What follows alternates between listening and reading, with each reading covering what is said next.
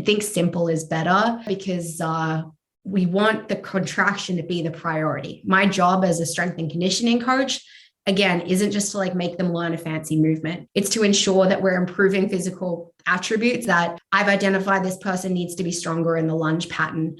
I need to make sure I'm actually strengthening that lunge pattern. So simple exercise selection, even if it can feel a little boring and tedious, I know that if I give them a dumbbell rear foot elevated split squat or a barbell reverse lunge versus doing like a, I don't know, step up to a step down with a kettlebell overhead, I know that the simple exercises are going to do what they need to do, which is strengthen that lunge pattern versus just giving them something that looks cool for Instagram.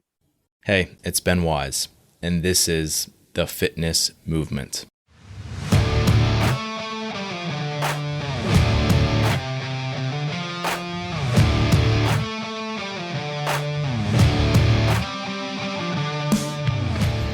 The Fitness Movement is brought to you by Zor Fitness. Zor Fitness is my company and my platform to deliver training content to coaches and athletes like you.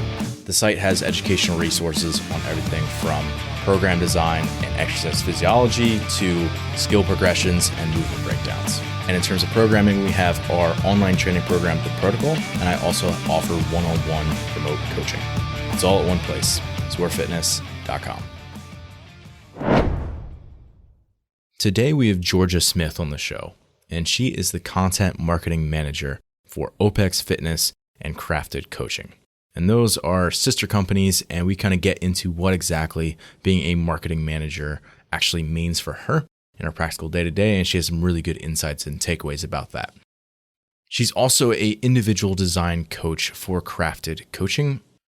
She is an OPEX CCP coach, which is actually how she stepped into her role at OPEX. She also co-hosts the Backroom Talk podcast with Carl Hardwick.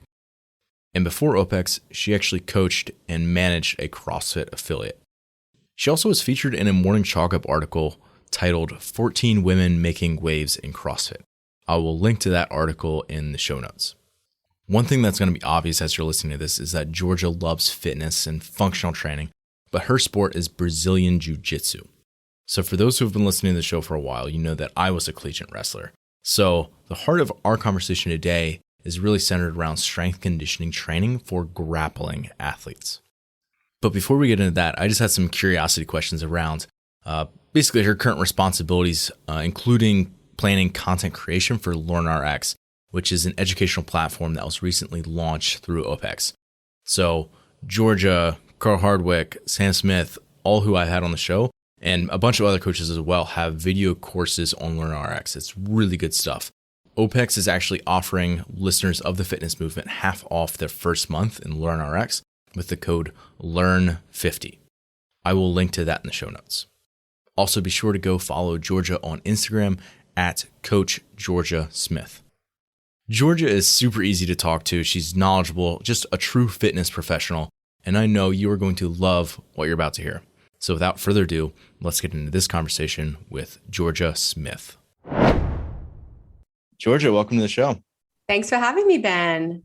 Thanks for doing this. So one of the things that's going to become really evident to people quickly is that you have a little bit of a different accent than I do. Tell us where you're from and how you ended up where you're at now.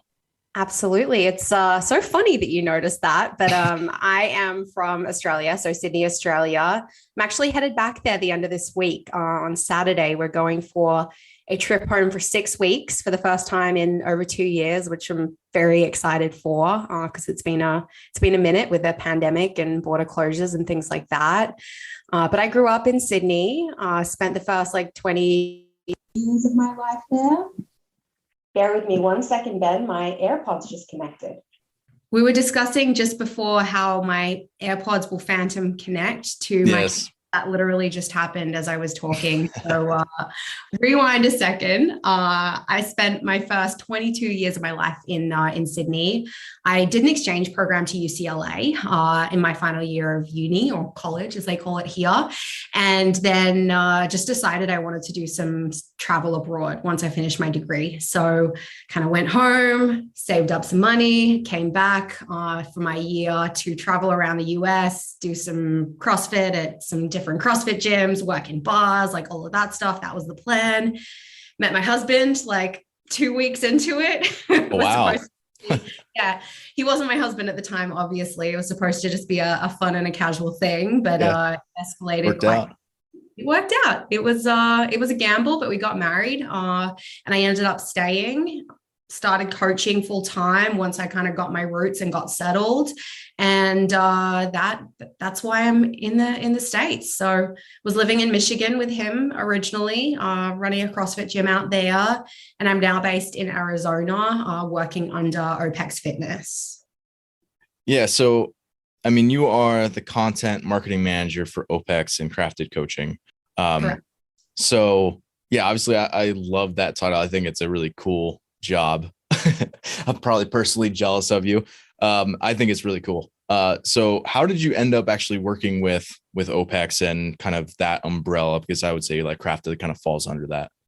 Yeah, absolutely. So I went through the OPEX coaching certificate program as a coach, right? I just wanted to do a better job of writing programs for my gym and my clients, get a better understanding of nutrition, like all of these things that we teach in CCP. So I went through, came out to Arizona a couple times for some like live courses and things like that.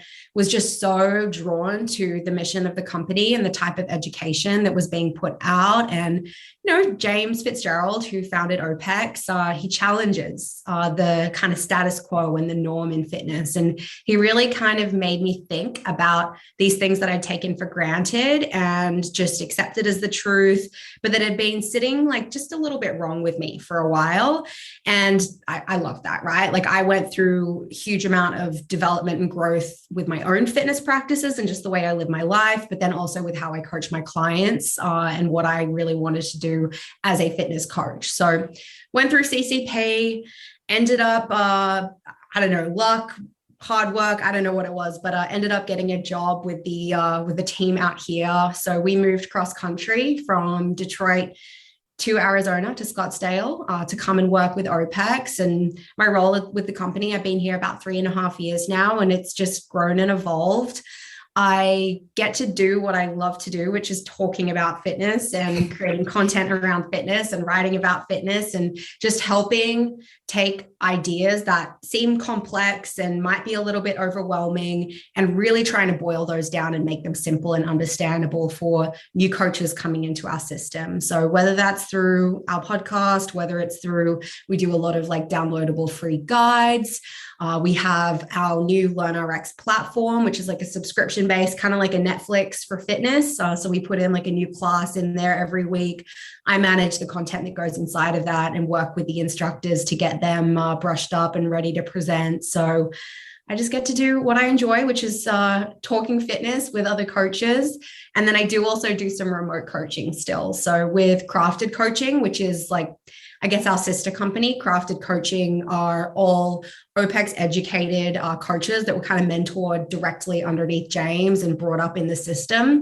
So I still do a little bit of that because I'm never going to stop being a coach first and foremost. Yeah, it's good to still be a practitioner. Definitely. Yeah, there's a lot of people in the industry who I don't think have coached people in like 10 years, and they're talking about, the way you should and shouldn't do things. And like, that's okay. There's definitely a time to transition from that, like craftsperson in the trenches coach to the master where you are passing along information to others. But I do think you have to put your time in, and I'm definitely still a younger coach. So having that connection with the clients on a regular basis is really important for me. I think I see that a lot, even with the people that are, like the top of their company. If they can still work with people, in my mind, they're grounded a little bit better than some of the companies that I see that the person's like just in, business development role or something. I think it's good to just keep a touch on that, even as you get, maybe you're moving up through your career and you're like, okay, I don't want to have this entire client load to be my full-time job, but still keep a touch on coaching. I feel like is a super helpful thing for a lot of people. Gosh, absolutely. And like most of what I do now is remote coaching. So the majority of my clients I don't get any FaceTime with. And prior to working for OPEX, I was full time in the gym, on the floor, working with personal training clients or coaching group classes in person. And I loved that. Was definitely ready for something a little bit different though. And so I found that like shifting into this remote coaching world, I still wanted that like contact, that in-person contact with some people. So Yeah. I coach kids jujitsu, which gives me like a little bit of that like communicating in person fix. And then a couple of my clients are actually people that I train with in jujitsu. So I get to like train with them in the weight room and see them in person and do a little bit of like in-person correction and cueing and all of that fun stuff too. Yeah, cool. I think that's another actually really good point too about the remote coaches and having, in-person connections that you can still, have relationships face to face. It's really, I mean, there's obviously an extreme benefit to remote coaching and the fact that you can work with whoever you want. Like there's really like all the barriers are now down, but like to have people that you work with in person is also in my mind, it's just like a way to conserve, maybe not even conserve energy, but like, I think of myself as more of an introvert, but I think that makes me maybe a pretty good remote coach because I can kind of do things at my own schedule, at my own pace in the quiet most of the time. But then I feel like I have, the ability to be able to go out. And if I can do that and I can still connect with other people, I find a lot of value in that too. Completely. And even if it's just like a spouse or a friend or a family member that you like get to train with on occasion, and again, give them a little bit of that like in-person coaching, I think there's a lot of value to staying connected for that for people that are working exclusively online. Yeah, agreed. So one of the things you mentioned, you are in Brazilian Jiu-Jitsu, and we'll probably just refer to that as BJJ for people listening. And so you were in a grappling sport. You are in a grappling sport. You currently compete in that. Correct. And I formerly competed in wrestling through college. So one of the topics that we're going to get in today, I don't want to go there yet, but I'm giving people a little teaser, is basically like strength conditioning training in terms of like, not like actually on the mats, but like, supplemental things from a strength conditioning perspective of how we can best train those types of athletes. But before we get there, I have a few more questions around content creation, just because, they're completely selfish and I'm just personally super curious about this. So, first of all, like, obviously, as you mentioned, like one of your big roles is like distilling this information that's complex, complicated down into simple, digestible forms for people.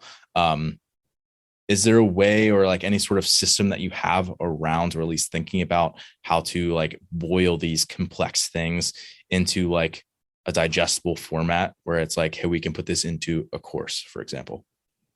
Yeah, I think it's always thinking about what is going to be most helpful for the coach working with a client in real life. So we could give them a bunch of like theoretical information and overload the coach with all of the science and all of the knowledge about one specific topic. And that's not necessarily a bad thing to do, right? If someone needs that depth, for sure, go down that rabbit hole. But I think about like what that person needs in that moment to become a better coach, to raise their value, to be able to do a better job of writing programs for their client and try and meet them where they're at. So it's very tempting for people in this space, in like the fitness education space, to sometimes feel like they're teaching their mentors, right? Like I could think to myself, when I create educational content, I need to be impressing some top coaches in the field. I need to be impressing James Fitzgerald. I need to be impressing all of these people who already have the knowledge. But the people that need the information and that are coming to OPEX to work with us are coaches who aren't there yet, right? They haven't necessarily got years of experience. That said, we do work with a lot of coaches that are kind of 5-10 years under their belt already. But just remembering who that person is, where they are on their journey, and speaking to them, not trying to impress my peers, is, I think, the number one piece of advice I'd give to people who are creating content. That's not the answer I was expecting, but that's really good. I What were you think expecting? I don't know. And that's why I asked, but no, that's I haven't heard that explained that way, but that's so true. Like people do that all the time where it's like, you think about who might be potentially out there listening to it, but you write it so in a way that like it makes you maybe seem smart, for example. And that's sort of the goal rather than understanding being the goal. Like if you're an educator, I forget, this is a quote from somewhere, but it's like, if you're an educator, the goal is for you to like, actually have people learn, right? It's not for you to seem smart as the person on the other end of the camera. It's like the goal is for the learning to actually take place and for it to stick with the person and for it to be something that they can actually apply. So I think that's one of the mistakes that I made as a more beginner coach. And I probably still do this sometimes, is like, I'm so excited about learning this new information that I like word vomit all over someone, or I just like, over talk or like try to, use terms that are not necessary to like explain like simple things. Right. So like, I think that's such a good way to put it. It's a barrier too for coaches and just for people who love fitness to put out content. They feel overwhelmed. They feel like they have to, as you kind of said, use these big words and be the smartest person in the room in order to put something out and for it to be worthy. But again, they're thinking about impressing their peers. They're trying to impress people that are smarter than them. And that's not typically who we're trying to serve. As coaches, if we're creating content, we're probably trying to serve our current clients or attract new clients. So we should be speaking to them, to their problems and struggles, and at a level that they're going to be able to connect with. And then down the line, once they've shown interest and they've kind of reciprocated back, then you can have those deeper conversations and go down, discussion around energy pathways or something like that. But right. That doesn't ever need to be what you lead with.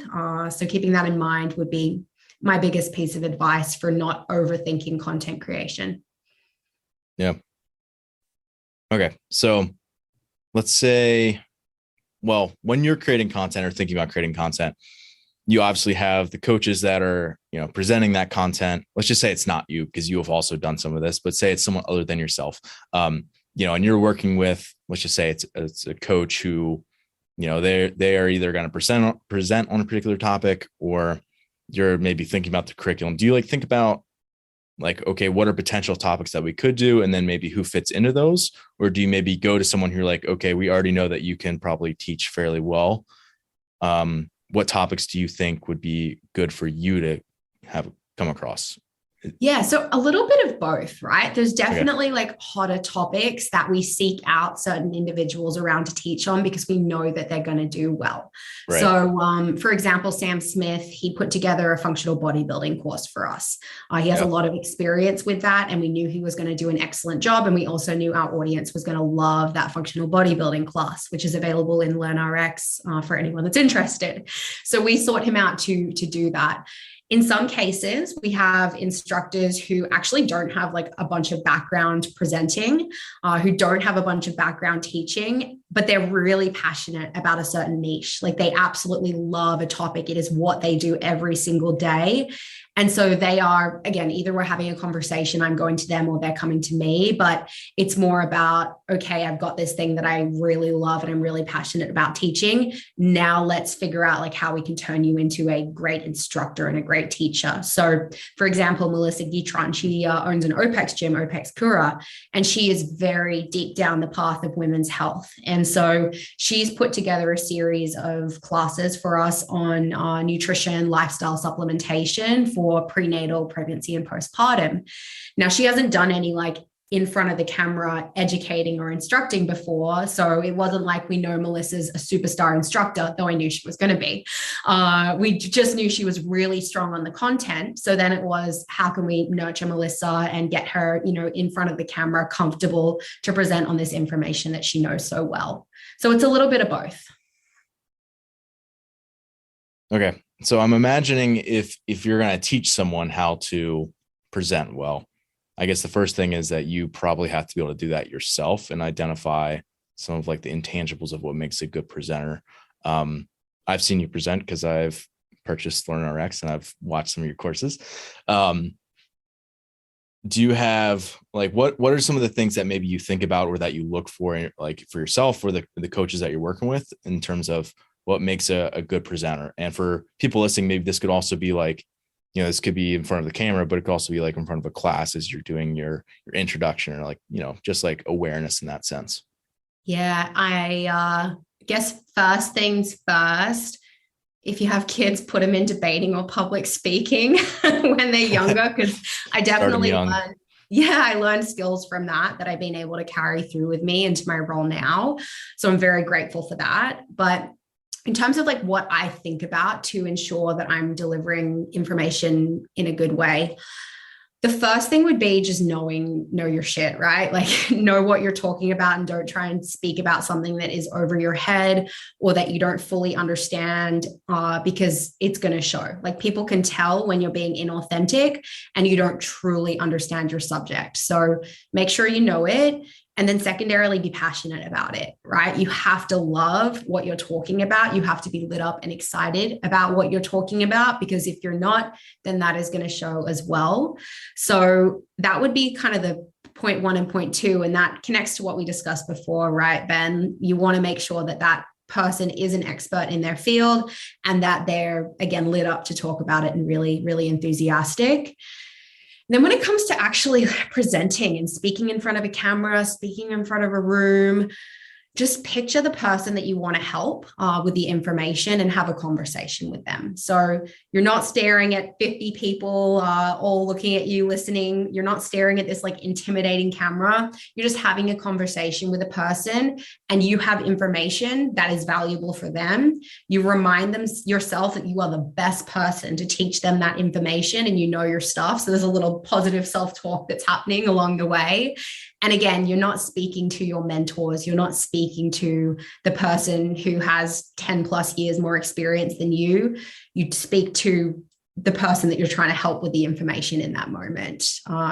And then just don't stress the little, stuff ups. If you misspeak or something like that, just roll right through it, smile, be authentic, be yourself. I don't think, especially in the world that we're in today, where people are so used to digesting social media content. Yes, there is a time and a place for polish, and we're creating educational material. So we do want it to be fairly polished. But in terms of presentation style, people don't want a dry lecture. People don't want to hear from a robot. They want to hear from a human. So people realize that people will misspeak and it's not the end of the world. Just roll right through it, smile, and keep going. People prefer personality than like a perfect presentation. Yeah, that's a really good point. I think the personality does get cut out if you try to rehearse it too many times, maybe. Yeah. Like, and they could be like, you're super passionate about it, but like, if you beat it to death because you're preparing and, you are, super concerned about what everybody on their side of the camera might think about you, all of a sudden it like goes from like being super authentic because you care about this thing a lot and having a conversation about it to, it seems overly polished and it's just not a good like viewing experience for the person anymore. Exactly. You can always tell when someone has scripted and memorized their script because it sounds robotic. It's not the same. Yeah. What do you do in that situation? So I'm luckily not the one who has to deal too much with that. Like we have a director who's behind the camera, Emma, who's amazing at like talking people down off that ledge and getting them to communicate like a human. So she kind of steps in at that point when the camera is actually rolling. So I can't claim any credit for the actual behind the camera coaching that happens. That's fair. But I'm sure, you're working with those people and it's a lot to get them from like an idea to, finished product, putting all those moving pieces together is no small feat for sure. It is not. All right, let's take a hard right. We're going to move over to the grappling side of things. So a few things, again, we talked about our backgrounds. I think, again, sort of BJJ athletes, wrestlers are sort of the two main demographics that we're thinking about. Obviously, this could have carryover to other, striking sports and things that are going to have grappling elements in them as well. And certainly, like we were saying before this, like a lot of the people listening to this are just in more general fitness or CrossFit. So it's like, also thinking about this is something that is hopefully transferable beyond grappling sports as well. Like training is training. So to set up the conversation, two avatars that we're going to be kind of talking about. The first one is James. He's a 21-year-old male. He's a junior at a D3 college in the States. He's wrestled since he was in elementary school, and in college wrestling, it's 7-minute matches. So think about time domain that way. And then we have Jordan, who is a 16-year-old female, sophomore in high school. She's been doing BJJ since she's been 14, and she's a white belt, which is typically like 4 to 5 minute matches. Yeah. Full disclosure, I am not an expert in BJJ, so I will let a lot of that to you. But full disclosure, I'm not an expert in wrestling, so I'll leave a lot of that to you, Ben. But perfect principles, right? Regardless. Yeah, it's very complimentary. Yeah. So let's say we're in the off season for now. So maybe like 6 months from these or either one of these individuals competing. How might you just think about like overall setup for their training, like creating like a skeleton or like a template for their training? Like what things might you put in there? Yeah. So before we get to that, I'm going to just like take one step back, because this is what I always do as an OPEX coach. We have to assess, we can't guess what the starting point is for these individuals. So I don't know what their background is with strength and conditioning. We know Jordan is a white belt, so she's fairly new. She's got 2 years, so she's not like brand new, but she's still fairly new in the BJJ world. We don't know anything about her exposure to strength and conditioning. Based on her chronological age, she's 16 years old. It's probably safe to assume she's got a pretty low strength and conditioning training age. James, same thing. I don't know if he's been exposed to the weight room or not. So I'm going to want to know about their training history before I actually end up prescribing what goes in those workouts. We can still have a discussion though, don't worry. But I also want to take them through an assessment and just like get some truth and understanding of what they're capable of. Because regardless of the human, regardless of their sport, we could have 2 16-year-old females, both in Brazilian Jiu-Jitsu, who have very different training programs. Again, still principally similar, but what goes in there in terms of exercise selection, what is the priority, is going to depend on whether that person can have great efficiency in their squat pattern or not, whether they can take their arms safely overhead or not. So there's going to be things that we identify that will make a big difference as to, are we putting a greater emphasis on conditioning? Because this person, I took them through a 10-minute assault bike for max cals and they have a score of 47 versus 130. So things like this will depend where we put emphasis in the training program, especially in that like off-season phase, right? 6 months out from training is when we can really think about, all right, let's work on some of the physical characteristics that are weaknesses. As we get closer and closer to competition, training has to, like strength and conditioning in the weight room, has to take a backseat, and we have to let them be able to put their resources, their time resources and their physiological resources towards actually performing and training their sport. But in this off-season phase, that's when we can do some more work to say, okay, this person has a really low training age and low capability in aerobic training. We're going to give them 2 days of aerobic intervals per week and go from a longer, slower progression down to a shorter, faster progression as we see they're building pacing skills and improving there.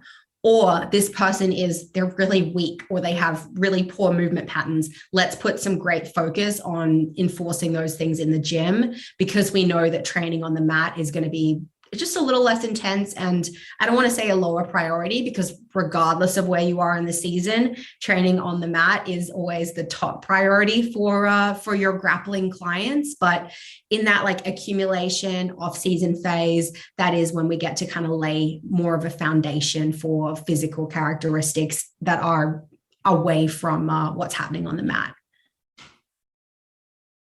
Yeah, I think it's really easy for strength conditioning coaches to be like, this is my athlete, and like grab them and like want to like do all this stuff with them. And it's like, no, they're like doing whatever their sport is. In this case, they're a grappling athlete first. They got to be on the mats. Like, and that should be the priority, and everything in the strength conditioning world should just be a way to augment that performance. So I think that was one really important thing. I think the other really important thing that you said there was how in the off season, the further you are away from competition, the more kind of you can kind of take a hold of the reins and like kind of make their training kind of further away from their sport. So basically, like you can address more of the individual weaknesses that they have, because the demands of the actual sport can be a little bit less of a priority because they're so far away from competing. Exactly. And they're less beat up from it as well. Like for anyone that's been exposed to wrestling, exposed to grappling, jujitsu, like your body goes through it. You're training at like sometimes near maximal resistance and like real tough isometrics. You're picking people up and putting them down in your sport or your skill training session. And it can feel like resistance training sometimes. So especially as intensity gets picked up in that area, it can be really hard to actually make any meaningful gains in the gym because they're so tired from what's happening on the mat. So you have to just be thinking about maintenance, be thinking about keeping them sharp, working on more neural adaptation. But that, again, that in that accumulation phase where, again, the mat training is probably a little bit lighter, you do have an opportunity to get a little bit more volume in of resistance training, get a little bit more volume in of conditioning, and be able to make that more of a focus. So I'm sure for almost every type of athlete, you're going to give them a lot of like the fundamental patterns that you need. So like, for example, bend, squat, push, pull, some core work, right? Like aerobic work, like some of those fundamental layers. Is there any way that you would start to deviate from just like, hey, we're going to give you some of these like on a weekly basis, like touches of this? Are there any like maybe special type strength exercises that you're like, okay, I think this is maybe a really good exercise for this type of person to add in as an athlete categorically, if we don't know them and their background specifically? Yeah, I don't think there's any good like BJJ exercises or wrestling exercises, if that makes sense. Huge like, sport. sorry for that like answer, but I don't think that we need to think about mimicking the sport or simulating the sport in the weight room. We just have to think about, like you said, first, if they need to, creating great efficiency and motor control in patterns, and then being able to build some like muscle endurance, strength endurance, and like actual maximal strength. Because we do know that for grapplers, the stronger you are, there is positive correlation with like outcomes in terms of competition. So people that tend to do best at elite levels in competition also tend to be stronger. Their 1RMs are higher. Doesn't mean that that's always the case. It doesn't mean that we know that being stronger in the weight room is going to make you better on the mat. There's always a ton of factors that are going to be at play. But again, there is good research to support that strength is not a weakness on the mat, so long as the mat is also the priority and we're not interfering from training. There may be special cases, right? So let's say if I have a BJJ athlete now, shoulder locks. So where you might take someone, I know that the listeners can't see what I'm doing with my arms right now, but essentially like imagine like taking your elbow out at the side of your body and making like a 90-degree angle with your arm. That person may be shoulder locked either with their palm up or their palm down. So in external or internal rotation. So we want our BJJ athletes, number one, to have good functional mobility through that range, because if they have really tight shoulders in internal rotation, they're going to get tapped or submitted really quickly with a Kimura. We also want them to be strong and be able to defend that so that they can take their arm and pull it up from internal to external rotation in case they're defending a submission. So with that in mind, like something I may consider implementing in a BJJ athletes program would be a dumbbell external rotation, if I've identified that that is weak for them. So again, it always depends on the person, whether or not they're getting this stuff programmed. But for the most part, like exercise selection is so simple for these folks. I don't want them to think too much in the weight room. And this like might be a little bit controversial because I know that a lot of the times you'll see grapplers and BJJ athletes like doing a bunch of power cleans and power snatches and like kettlebell over the shoulder, standing on a Bosu ball, one finger on your nose type activities. And people think that that's functional for the sport because it's challenging and they're getting all of these like, learning challenges thrown at them that somehow translate to what they're learning on the mat. But I think that the more we can keep them fresh, including mentally, right? Like, because they're doing a lot of learning when they step on the mat. And we discussed these two avatars, our 21-year-old and our 16-year-old. they're both fairly new or younger in their sports. They've still got a lot of learning and skill development that has to happen.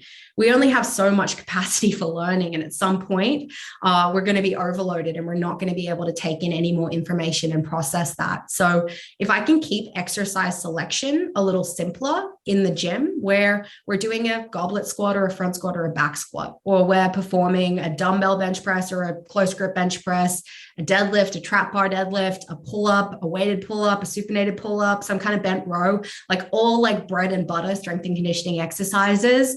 And then maybe if they have years of training experience and they've developed the strength they need as a base, and I know that they're capable and ready for it, or they already have the skill developed, then maybe we're doing some clean pulls or some power cleans or something like that at the right time for the right person.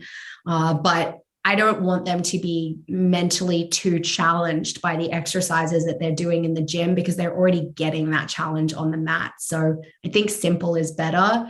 Simple is also better because we want the contraction to be the priority. My job as a strength and conditioning coach, again, isn't just to like make them learn a fancy movement. It's to ensure that we're improving physical attributes, that we're improving physical capabilities, that I've identified this person needs to be stronger in the lunge pattern. I need to make sure I'm actually strengthening that lunge pattern. So simple exercise selection, even if it can feel a little boring and tedious, I know that if I give them a dumbbell rear foot elevated split squat or a barbell reverse lunge versus doing like a, I don't know, step up to a step down with a kettlebell overhead, I know that the simple exercises are going to do what they need to do, which is strengthen that lunge pattern versus just giving them something that looks cool for Instagram. Yeah, you can give them a little bit more general exercises because you're looking for general results for the most part. Like allow the specificity of the training to be to drive the adaptation for that. And then like, again, sort of like just use that as supporting work for all the weight room stuff, which basically what you're saying is like, just allow the training to be a little bit simpler, where it's like, you don't have to spend all this time learning complex movements. Like, again, I think we could probably get into a whole debate is like, is teaching someone how to power clean worth it if your off season's like 3 months and you're going to, do that for this period of time? And it's like, again, maybe it depends on training age, maybe it depends on their factors and exposure to other things, but yeah, it's certainly something to think about for sure.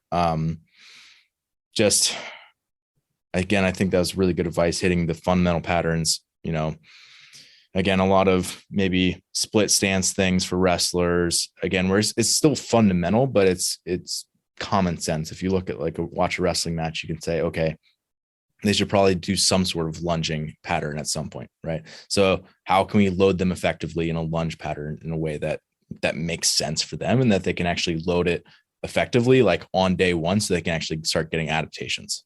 Exactly. Okay.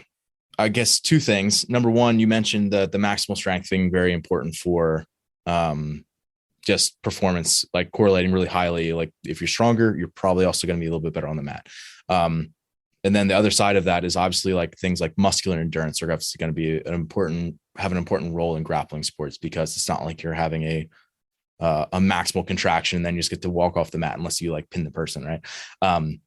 So how would you think about maybe developing those 2 ends of sort of the contraction spectrum? Yeah, so it would be based on how we lay out I guess a season or a periodized plan for that athlete. So let's say 6 months out, right? We talked about that more off-season training.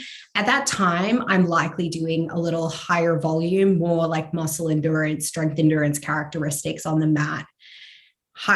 As we get closer and closer to that competition date, we're also getting more intense and lowering volume in what we're doing inside of the weight room. So that is where we get to develop more of those max contraction, kind of explosive power, maximal strength characteristics.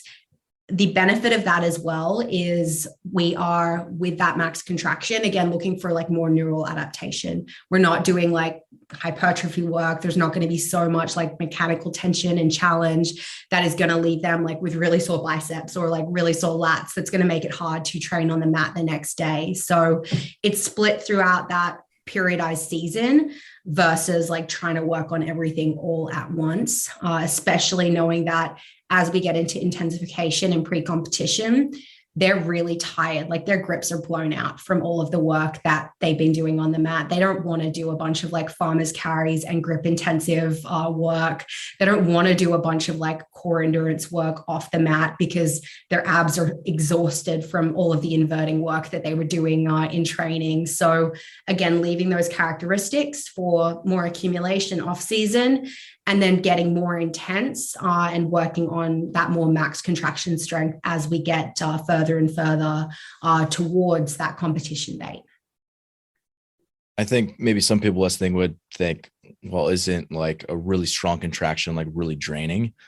But I think maybe it comes down to more so just like volume, and like volume's often like the thing that really puts a dampening on, how you feel a lot of the time. Just like if you have to adapt to a lot of work, it's expensive to recover from that. So there's the volume that you need when you're doing really intense work is just so much less. So exactly. I feel like that does maybe pair better going into the season. And then maybe even, maybe if it's like, for example, like a wrestler where it's not just like one weekend and you're done, it's like a season, to be able to kind of interlay that throughout the competitive season as well. Yeah, absolutely. And again, as we get closer to competition, like let's say we're a month out from a competition date, at that point, we're not really trying to get them stronger. We're just trying to hold on. We're giving them like little doses and the amount of volume they need to hold on to those characteristics, but not with the goal of like actually getting stronger week by week by week. Again, depends on the person, right? If you have a novice client who's like, this is their first time that they've ever been exposed to training, well, first of all, they're probably not hitting max contractions. We're probably just giving them like relatively higher volume, more motor control to strength endurance characteristics throughout their season, just knowing that they're not in the place, they don't have the support they need yet to be able to hit really heavy loads. So we'll keep that in mind. Volume and intensity are always relative to the individual. But yeah, besides that, in those weeks leading up, we're holding on. We're not really trying to improve strength anymore. Yeah, it's not about that at that point. Exactly. And I want to be careful as well. Like I mentioned that there are studies that show the correlation between maximal strength and then grappling performance. So we do know that like if we look at a pool of competitors, the stronger ones that's likely predictive of a good outcome. That doesn't mean that strength for the sake of strength is going to make you a better grappler or going to make you a better wrestler or BJJ athlete. So we have to think about like, what is the level of strength we need relative to the sport? And then second to that, do we have like the technical skills and the tactical skills we need to actually go and use that strength in an effective way? Because if we don't have that, none of it's for shit. Yeah. Yeah, it's definitely, you get that a lot with like someone who's like super strong, but then they have no skill and they like go to roll around and they end up, they're usually exhausted like right away. Yes. But then also they're like, a danger to themselves and everybody else on the mat. Yeah, let's go to energy systems. So I think we kind of covered a lot of the strength training, or at least, give somebody a good foundation of where to start. In terms of energy systems training, or we could maybe just call this conditioning. Again, if we take somebody, either one of these avatars, and we start them further away from competition, maybe what does that look like at that point? And then as we progress towards competition, how does it shift over time? So again, we know this is individualized to these people based on maybe if we do an assessment and see, Jordan is really aerobically inclined. So we're going to give her maybe more intense work off the bat, where James is someone who's more powerful. So maybe we give him more endurance work, for example. But how might a general outline go? Yeah, absolutely. I want to start by saying I don't believe that energy systems work or conditioning work has to mirror or mimic, just like strength work. I don't believe it has to simulate what's happening on the mat. So even though we know that James has 7-minute matches as a wrestler and Jordan has 4 to 5 minute matches, and there's probably some differences in what's actually happening in those minutes, like wrestling is likely a little faster paced, whereas like at least gi jujitsu, there's a fair amount of like stopping, pausing in a position, holding a position. You don't get so much of that in wrestling. So I want to preface it by saying I don't think that there has to be drastically different implementation of energy systems training because their sports are a little bit different. We want to think about more, how are we improving this individual's aerobic capabilities? And so that isn't necessarily aligned with like then stepping out and doing 5-minute matches 4 times with 15-minute rest in between. So that's not what we're doing in conditioning, right? But just broadly, like I guess principally speaking, for both of these folks, I would be focusing on aerobic energy system training primarily. What I mean by that is we're working intervals where we have, let's say we're going 10 minutes on, we're resting like 5 to 10 minutes, we're doing it again, and we want to ensure that the pace is sustainable. So if they're rowing for the 10 minutes, they're hitting the same number of minutes. If they're biking, they're hitting the same number of calories across all of their sets. So we're keeping that sustainable pace.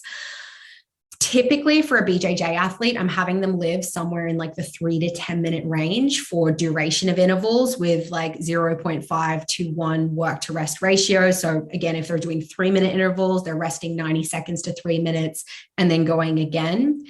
And again, the goal is not to necessarily make them better at their 5 minutes on the match. That is never the goal of the strength and conditioning coach. Like my job is not to make anyone better at BJJ through strength and conditioning.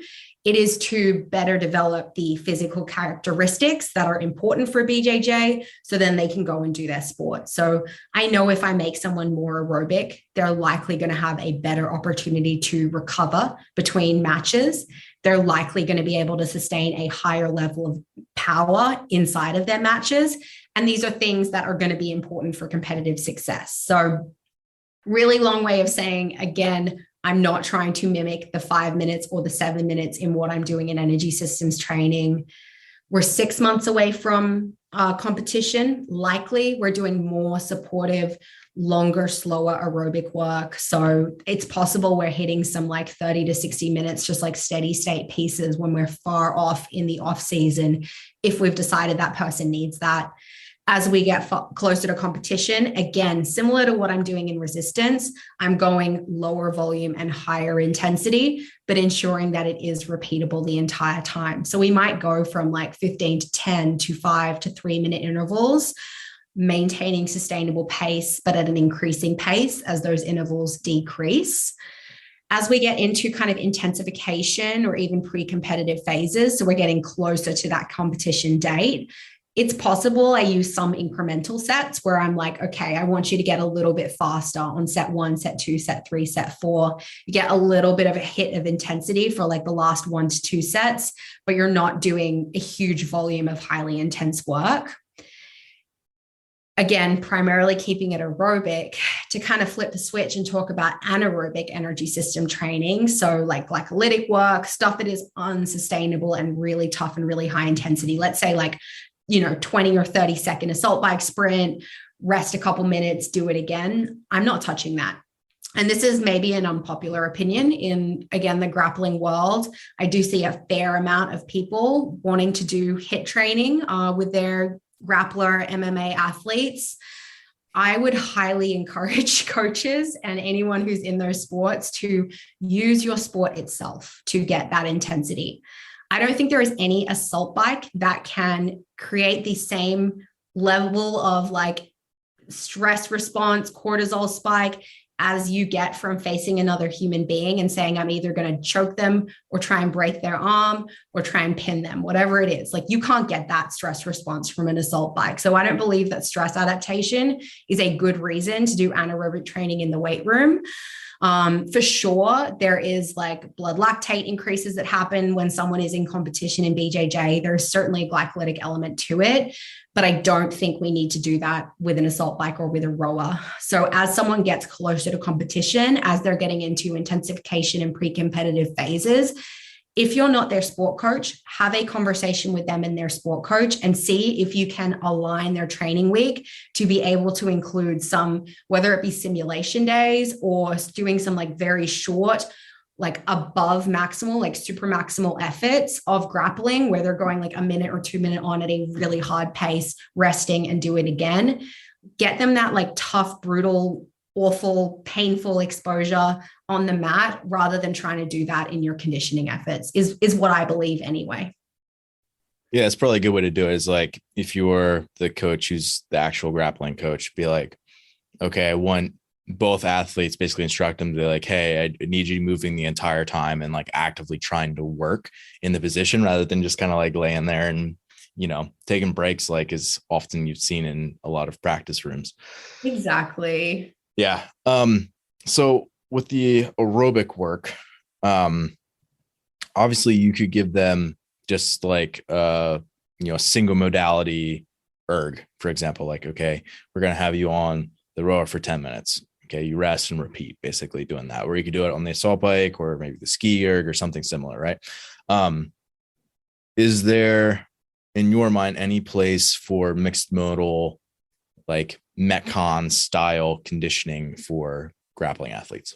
Yeah, I think there can be. Again, it's just the right time and the right place. So, one thing that comes to mind thinking about this is it's very easy to overload certain patterns for grapplers. BJJ specifically, very grip intensive, a lot of pulling and a lot of bending that occurs. So, like that pull and that bend pattern can very easily get overloaded if you decide to do a Metcon with a bunch of deadlifts, pull ups, and rowing. They're then going to have a blown out back, grips, lats, and have a really hard time going into training the next day, or perhaps even run the risk of injury from overloading that pattern. So I want to think about like, what is my person going through on the mat and how could I be contributing to poorer recovery by giving them a ton of contractions that are similar to what they're doing on the mat. So first and foremost, if you're doing mixed modal work, the person has to have a really robust aerobic system first. So they should have gone through like cyclical progressions for years prior to ever touching mixed modal work. And I believe that's the case, not just for grapplers and wrestling athletes, but also the case for anyone that is wanting to perform mixed modal work. Make sure you've earned the right, learned your gears. We talk about the mat progression at OPEX and in our education, but we want to see people progress through that with the lowest complexity, which is cyclical only, or like a bike or a rower only, prior to adding in a bunch of other variables. Now, let's say someone has done that work. They have a great aerobic base. Jordan, our 16-year-old female, she's been training aerobically for years and years and years. And she's at a place where she's also developed great efficiency in all of her movement patterns and has earned the right to be able to put them in an aerobic setting. Am I doing mixed modal training with her? Maybe. If I am, it's probably further away from competition date where there's less stress on the mat. I'm contending with less variables and less like concern about the fact that she did standing guard break 200 times yesterday. And I didn't realize this as her coach. So she literally did 200 partner deadlifts yesterday. And now I'm prescribing her 300 kettlebell swings in her workout. So I'm probably putting this in an accumulation phase where I know that there's less intensity on the mat. I'm less worried about a competition date that I need to be fresh and ready for. Maybe we're doing it later in the season, but we're simplifying the modalities a little bit. So instead of adding weightlifting in there, we're keeping gymnastics only movements. We're keeping it away from priority days. Like if I know she has a simulation day or like a competition class on a Saturday, I'm not giving her mixed modal work on a Friday. Maybe I'm giving it to her on a Sunday because then on Monday she's got a rest day. So I'm letting that come after. So it is not wrong to do it. We just have to know that especially if you're coaching grapplers and you're not a grappler yourself, sometimes you wake up the next day from a tough sparring day and you feel like you've been hit by a truck and you don't even know, you don't know what happened and who did it and what the cause was, but everything hurts. And it can be really tough to take that feeling and then be like, I have to go do a bunch of push-ups, pull-ups, power cleans, and box jumps in a conditioning session. It might be easier for that person to go and sit on the bike erg and do their conditioning work there, get their aerobic dose and not be limited by muscle endurance because of everything they did the day prior, and not be just adding on top of that stress load by throwing a bunch of mixed contractions at them. So lots to consider there.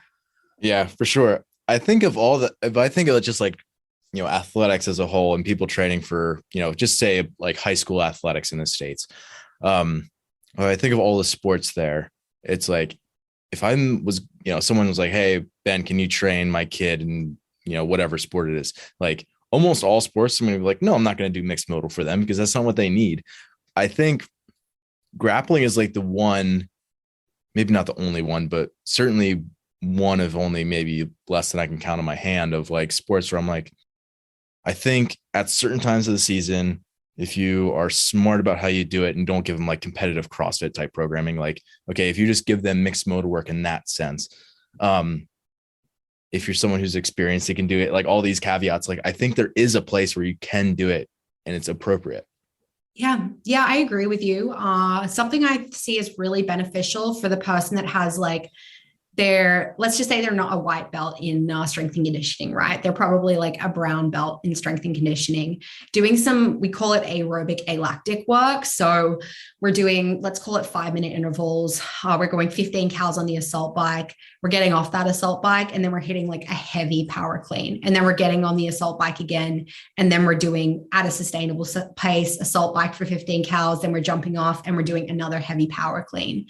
So in BJJ, that like CP pathway is quite important and it has to be activated and used under fatigue. Oftentimes, like very decisive moments in a match that could cause someone to get to a better position that's going to gain them points are through these explosive actions. So it could be a throw or a takedown. It could be a sweep where you have to shoot your hips into someone really quickly and take them up and over. And essentially the person who creates the most power the most quickly is going to be the one that does the best. And everyone's tired and everyone's breathing at this point. So some aerobic alactic work where you're still doing sustainable aerobic work, but you're throwing in these like tougher, faster contractions every now and then, we're doing a row, we're hitting, nice steady pace on the row. We jump off, we do 2 heavy front squats, then we get back on the row. Activities like that can be super beneficial to teach that person what it's like to have to recruit power and to create that force under some level of metabolic fatigue. Right. So if I give an athlete, say I got a wrestler in the off season, I'm like, okay, every 3 minutes for 5 sets, you're going to do 5 back squats. 75%. And in between each of those sets, you're going to ride the assault bike at an easy pace between. It's like, is that technically mixed modal? Like, I guess, but it's just like training. Like, exactly. It's just like what they need. So I guess that's where we're coming from for this conversation. Like if you're a coach, you like understands what your athlete needs and your place as a strength conditioning coach, and you're not trying to do more than you need to and like end up beating them up for their season. Like, there's probably a place for a lot of things that you could justify in the program. Absolutely. And have conversations, right? Again, there's a lot of unknown and a lot of variables that these grappling athletes face. And some person can adapt to a training program better than other people. We all recover at different rates. We all can handle different levels of stress. Lifestyle is a factor I don't want to exclude for these folks because at least in like your MMA gyms, traditionally that stuff doesn't get a lot of emphasis. Like a lot of MMA athletes live shitty lifestyles. Like they're not sleeping, they're not eating well, they're not recovering. And so having those conversations is really important. But just keep in mind as you're talking to the person and getting their feedback, their subjective feedback, as well as looking what's happening with the numbers, because again, numbers don't lie. It's going to open your eyes to whether or not what you're giving them is appropriate. All right. Final question for you. So I think a lot of people just in general, when they're digesting content, it's really easy to feel like you're drinking out of like a fire hose where it's just like, you need to like almost take time to like pause and like digest your information. One of the things I've heard you talking about is like taking time to like quote unquote, like unplug. And you're someone who's obviously, working, got like a lot on your plate. There's like all this stuff where it's like, go, go, go, go. And, I think taking time to unplug is obviously important. I think it's also really important for people to do after they've like digested some form of content or, just taking the time to do that on a regular basis. I think for people in our industry is super important. So what does unplugging look like to you? And then maybe where can people listening start as a way to like, quote unquote, unplug? Yeah. Oh, I like this question.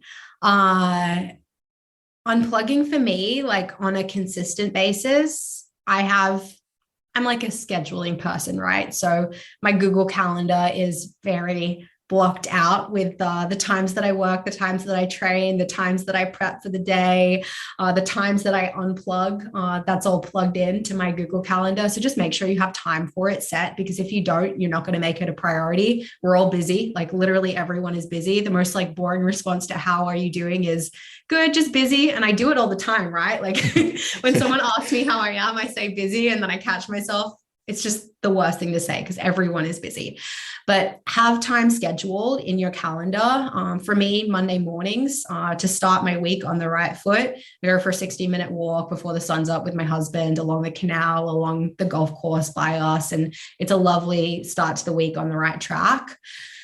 Secondarily, and this kind of connects with the digesting information piece and just like giving yourself an opportunity to sit with it, I journal every day, specifically related to my BJJ training. So I train at nighttime. I do nighttime classes. And then the next morning, the first thing I do before I check my Instagram, check my emails, check my Slack is I take my iPad and I have like a little notes app that's all organized based on like different positions. And I write down the date and I jot in some notes of what I'd learned the day before. And for me, that process is incredibly like, number one, just relaxing.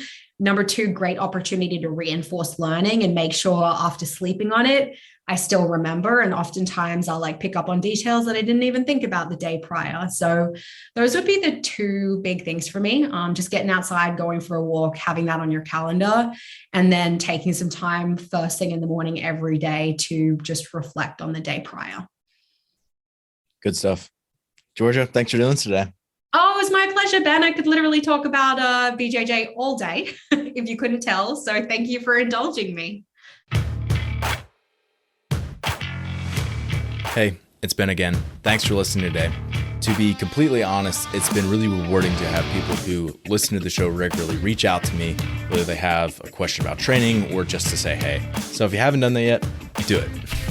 I'm pretty good about getting back to people, and you can feel free to email me, ben@zorfitness.com, or message me on Instagram @zorfitness.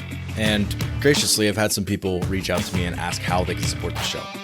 Number one way that you can support the show if you are a regular listener is just by rating the show. Most apps have a platform where you can actually rate it, and on Apple Podcasts, you can write a review as well. This is super helpful in having other coaches and athletes find the podcast, but also just having it grow and for me to continue to want to put out more and more content. Also, I'm going to be posting more full episodes of the Fitness Movement to our YouTube channel. So if you're someone who actually enjoys seeing my face when I talk, you can head over to YouTube and subscribe if you please. And if you're someone who is watching on YouTube, you have the ability to like our videos, but then you can also comment on the video if you have questions about the episode or if you want to suggest a topic for a future episode. And lastly, if you're someone who really does value what we're putting out, I would encourage you to hire a coach. For me, coaching is the bulk of my job, and it's what I believe I do best. So if you're an athlete or a coach looking to up your fitness game, be sure to reach out. You can message me on Instagram @ZorFitness or email me, ben@zorfitness.com. Thanks again for listening today. And as always, stay the course.